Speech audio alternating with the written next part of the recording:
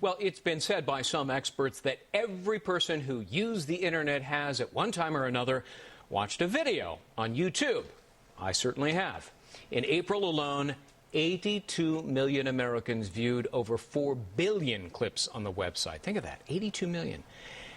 But how would you feel if you knew that somebody else is watching you, keeping track of what you are watching at any given time? Well, media giant Viacom may start doing just that. Viacom winning a lawsuit against YouTube owner Google, forcing the company to hand over its records of what people are watching on YouTube. Invasion of privacy, or is this a necessary legal tool? Joining us now to talk about it, prosecutor Donald Schweitzer and criminal defense attorney John Patrick Dolan. Good to see you guys. John, let me begin with you. I never met a federal judge who didn't overreach because they think they're all powerful. Is this an invasion of privacy? I mean, surely Google could have come up with a gross statistical number to satisfy the case. Why do attorneys need the IDs of which users watched which videos? It's a potential privacy rights disaster, and this case really calls out for a negotiated settlement because you're right.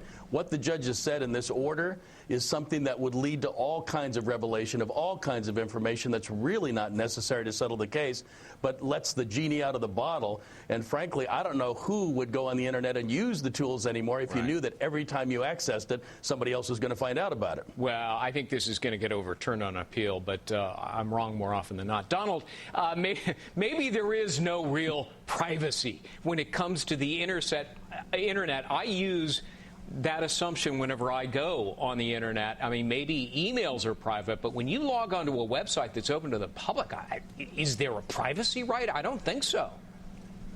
Well, look, Greg, we're always going to have court access to private records. That's nothing new.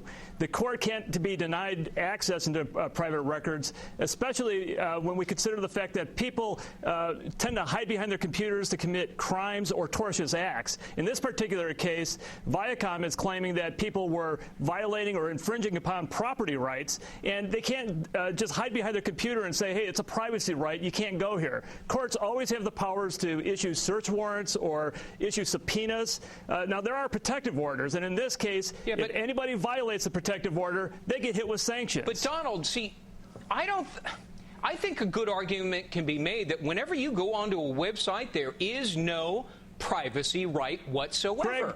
Greg, no privacy right is absolute, okay? Let's get that straight. You know, the government can infringe upon somebody's privacy rights with good reason, and there's a system for objecting when people are infringing in a violation of the Constitution or otherwise. But there's no absolute right. I mean, the internet website that you go to, John, is, you know, it's a public site. Anybody can go to it. That means anybody, it's like a communal telephone conversation with 100 people. Anybody can gain access to it.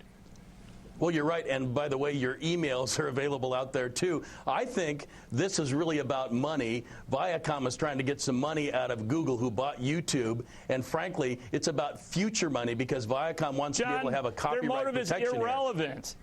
Their motive is irrelevant. Well, no, of course it's relevant. They have a right to our justice system. And no, it's not, because they have a right to the justice system. They don't have a right to everybody's individual access. No, if we don't allow courts access to these records, you're going to have child molesters that are going to be able to post videos or view videos.